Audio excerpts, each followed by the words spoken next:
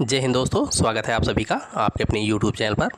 दोस्तों, आज के इस वीडियो में हम लोग हिंदी के मोस्ट इम्पॉर्टेंट क्वेश्चन को डिस्कस करेंगे, जो कि आपके आगामी लगभग सभी भर्ती परीक्षाएं जिसमें हिंदी से संबंधित क्वेश्चन पूछे जाते हैं, उन सभी एग्जाम्स के लिए सारे क्वेश्चन बहुत ही इंपॉर्टेंट है।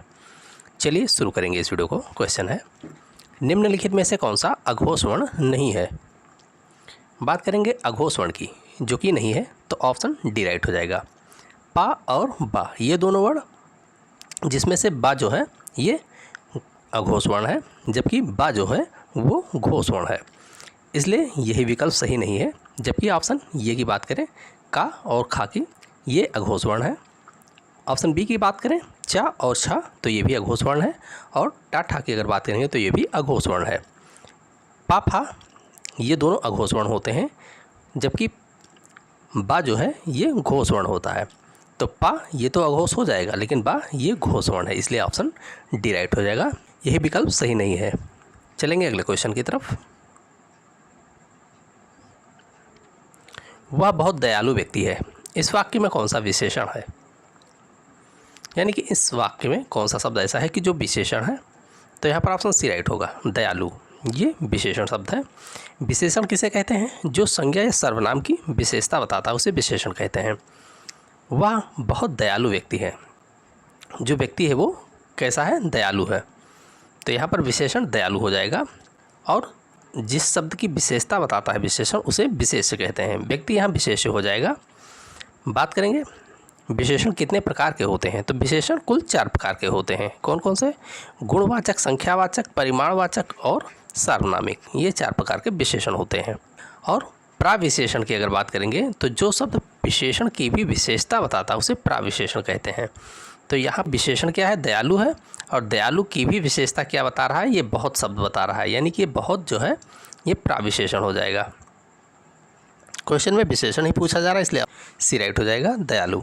अगला क्वेश्चन, निम्नलिखित में से किसे कलम का जादूगर कहा जाता है। कलम के जादूगर की अगर बात करेंगे तो रामवृक्ष बेनीपुरी हो जाएंगे। ऑप्शन सी राइट हो जाएगा।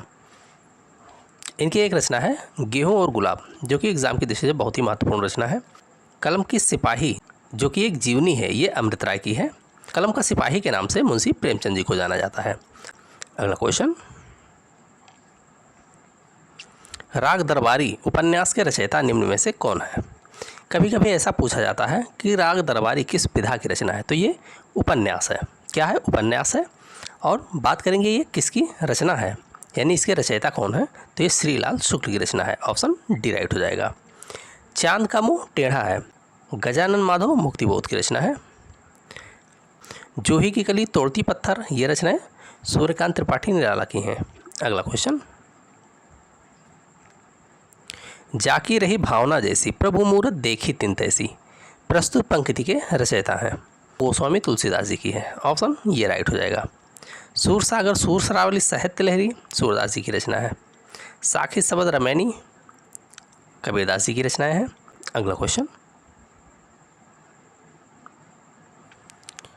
तरनी तनुजा तट तमाल तरुअर बहुछाए, इस पंक्ति में कौन सा अलंकार हो।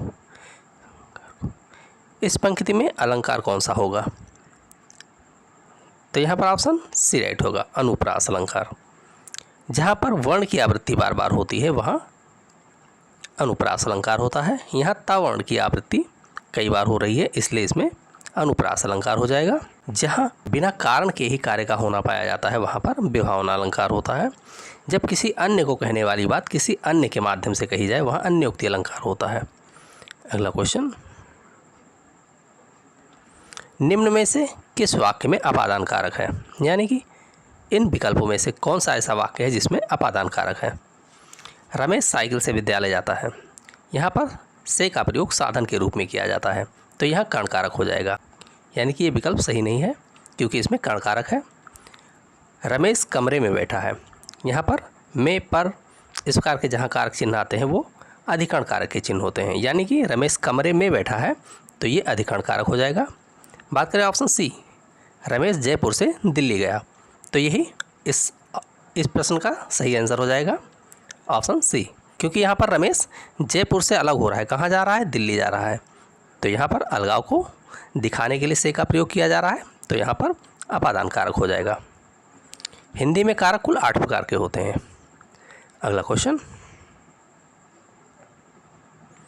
कान ये किस प्रकार का शब्द है? तो यहाँ पर ऑप्शन ये राइट हो जाएगा, ये रूढ़ शब्द है।